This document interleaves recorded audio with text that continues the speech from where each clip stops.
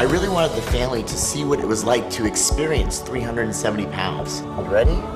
Yes, sir. All right. I've always hid my weight from my family, and to know that they were putting on all this extra weight just to support me, I mean, there's no telling what else they would do for me.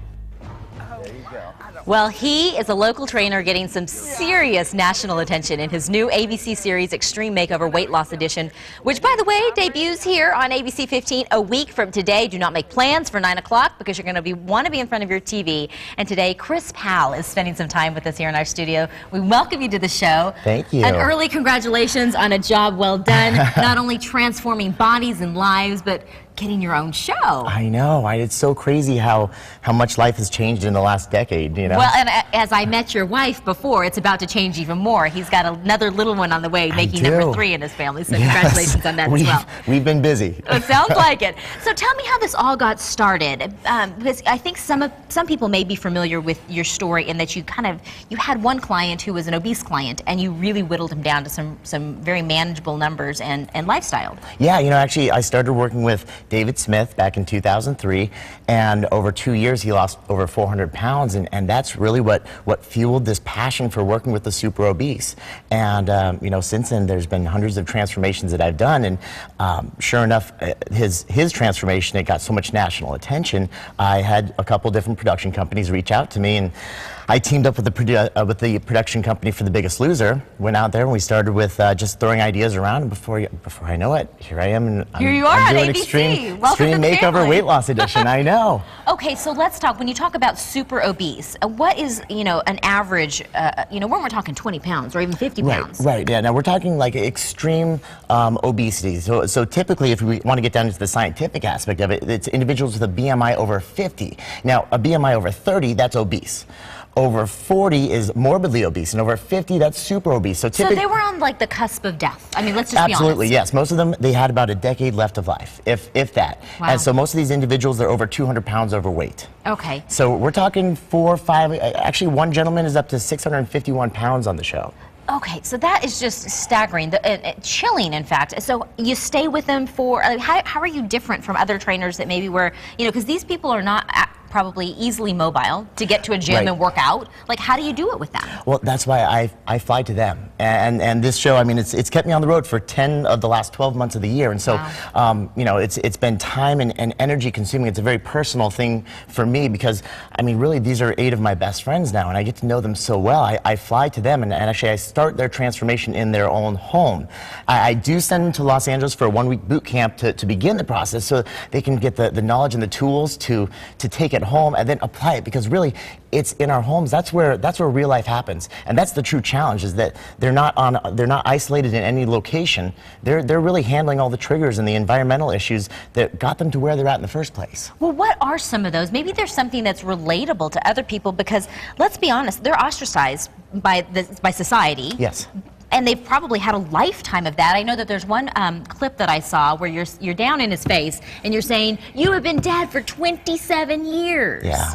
Yeah. And that was really, that spoke to me, because I thought there's a whole community of people like this. Absolutely. And the thing is, most of them, they've come from some kind of emotional trauma in the past in which they withdrew. And they turned to food to handle those emotions. And the thing is, it's not unique to the super obese. It's very human. Sure. The only thing is that they simply selected food to cover those emotions, and they can't hide that addiction anymore. Okay. So it's important for us to really focus on the mind first. And that's why sometimes you see me get a little bit tough in the workouts, but I'm simply trying to help them find that place deep down within so that they can really start to unload that extra baggage, because once we take care of the mind, then everything else falls into place. Well, and let's whittle it back, because it is TV. So how much of this is, is there anything surprising that you had to transition from, like, what Chris would normally do in the studio down on Thomas, or what he would do in front of cameras? Like, is there anything that was different that you can share with us? There is. The best part is that they were, especially with production, they were so wonderful in allowing me to be myself and allowing the reality to truly happen. And then every once in a while, it's really when like something you know, intense happens, like something is just like energetically charged and you're in this moment and you're crying and they're like, okay, can I grab you for an interview?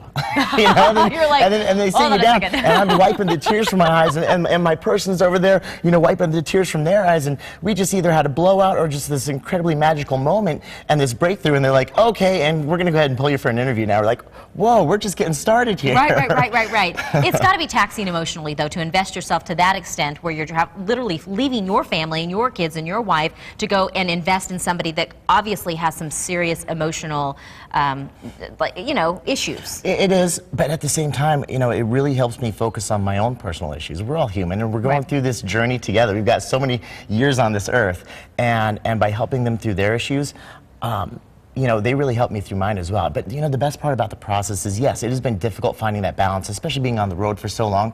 But my wife and my kids, they've actually stepped up, and they'll fly to location with me, and they've gotten to know my people as well as I know them. I love it. And which is awesome, because it's become a family process here, which is just, it's beautiful. Well, talk about the process. There is also a process of learning and retraining. And I asked you because I knew that our viewers would want a little bit of Chris' insight. So Absolutely. What are some takeaways that you shared with them that you could share with us in terms of, you know, our diets and the things that we're not doing Absolutely. properly? Yeah, of course. And one of the first things that I always go after, and the common denominator with most of my peeps, is that none of them ate breakfast. None of them did. And in fact, you know, it's really the American way. I know, exactly. I know right, it's right, and I don't do it all I've got the a time. bone to pick with you, I because know. start eating breakfast. It's so important. I know we're busy. I know our lives are jamming, but at the same time, it really is the most important meal of the day. So there's a ton of different options. If you got a little bit of time, whip up some eggs and some toast, some really good starches.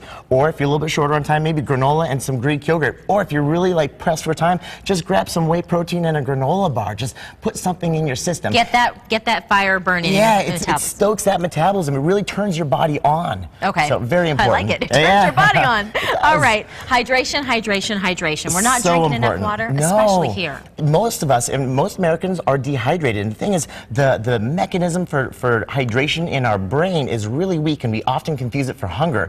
So most of the time, when we think we're hungry, we're actually really thirsty. And especially here in the valley, it's hot. And we're moving into the summer months, and so it catches up to you quick. In fact, by the time you think you're thirsty, it's already too late. So, in fact, with my people, you know, as soon as you start exercising, your water needs go through the roof. And so I have everybody drink more than a gallon of water a day. But of course, you know, I'm that guy carrying around the gallon. If you don't want to carry around a gallon of water... That in itself is a workout. So Yeah, most right. of us are not going to be able to walk around like this. So we'll get the little tiny bottle and we'll start there. You break it into those smaller bottles, and that way you're able to get all your water in for the day. And also, it's been proven, the more water you drink, the less food you eat.